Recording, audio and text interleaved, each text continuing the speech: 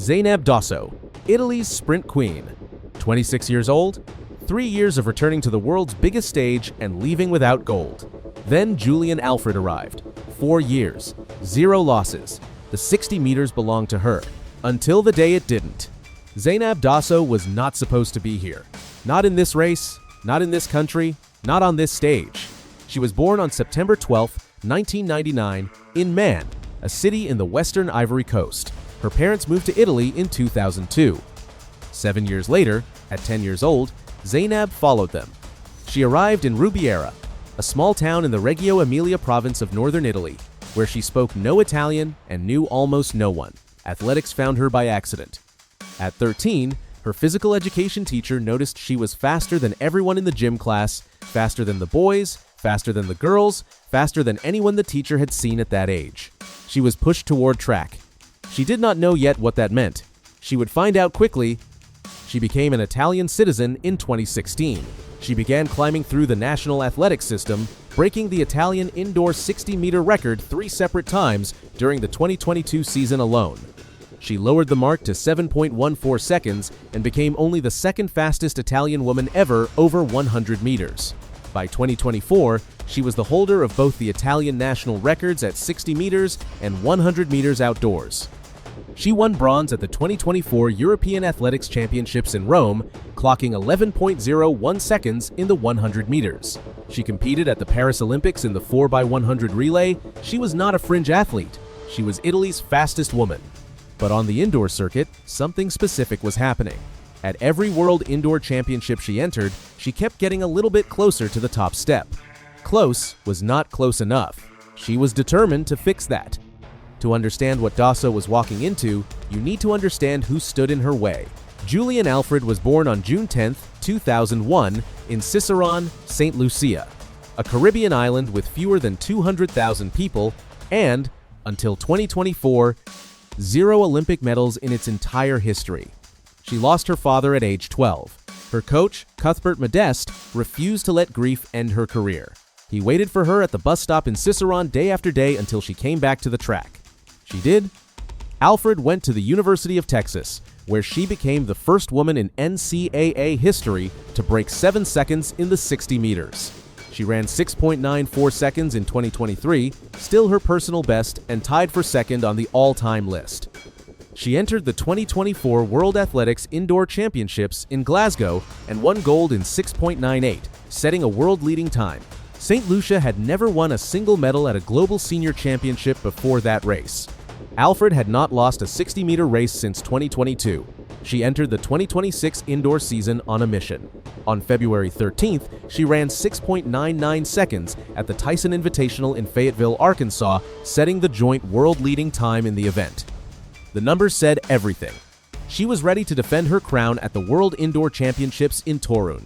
Between 2024 and 2026, Zaynab Dosso collected every medal in this event except one. She won bronze at the 2024 World Athletics Indoor Championships in Glasgow. She returned the following year and won silver at the 2025 World Athletics Indoor Championships. Both times, she stood on the podium and watched someone else go higher. Both times, she came back stronger. In 2025, the European Athletics Indoor Championships came to Apeldoorn, Netherlands. Dosso won gold in the 60 meters, running 7.01 seconds, the first Italian ever to win a sprint gold medal at any of the 5 major athletics championships, including the Olympics, the Worlds, and the European Championships. She was making history. She just had not reached the top of the world yet. Then, on February 22, 2026, Dosso arrived at the Copernicus Cup meet in Torun, Poland, held inside the same indoor arena that would host the World Championships 3 weeks later. She ran 6.99 seconds. The final came that evening, the last event of the second day of competition.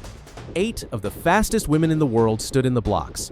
Ewa Swoboda, the Polish home crowd favorite, Dina Asher-Smith of Great Britain, Brianna Lyston and Jonielle Smith of Jamaica, Jacius Sears, Julian Alfred, and Zaynab Dosso. The gun fired.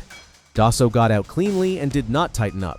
She rose through the acceleration phase the way good 60-meter specialists do, without forcing it, without panic.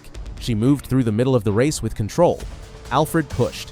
Sears pushed harder, but no one closed the gap. Dosso crossed the line in 7.00 seconds. Gold again. Sears took silver in 7.03. Alfred, the Olympic champion and defending world indoor champion, finished third in 7.03. 7 women broke 7.10 in that race, the first time in history that had ever happened in a single 60-meter final.